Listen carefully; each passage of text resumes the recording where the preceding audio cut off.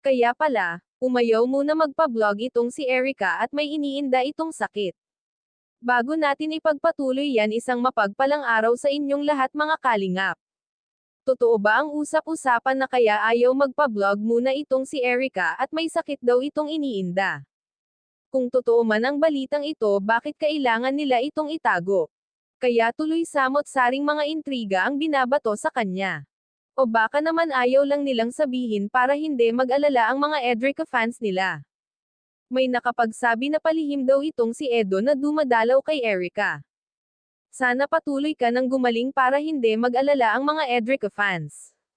Kaya pala kahit anong sabi ng mga viewers na lumantad ito at magpaliwanag ay hindi ito lumalantad sa kadahilanan nga na ito ay may iniindang sakit. Malay natin mga ka-viewers, pag gumaling na si Erica ay pumayag na itong lumantad at magpa-vlog. Matutuloy pa kaya ang Edrica serye oras na lumantad na itong si Erica?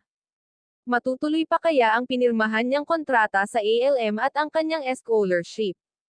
Kung sa bagay sinabi naman ni Kalingap Rob na laging bukas ang pinto nila kay Erica. Iyan po ang aabangan natin sa susunod na mga araw, dahil si Erica lang ang makapagdesisyon yan kung gusto pa ba niya or ayaw na. Pero sana po ay lumantad na siya para magkaalaman na kung ano ang nangyari sa kanya at kung ano ang desisyon niya. Kaya pala kahit itong si Edo ay tahimik lang at nalulungkot sa nangyayari kay Erica, hanggang dito na lang ang update ko mga ka-viewers. Bago tayo magtapos, huwag natin kalimutan suportahan ang ama ng Kalingap na si Val Santos Matubang at Kalingap Rob. God bless po sa inyong lahat.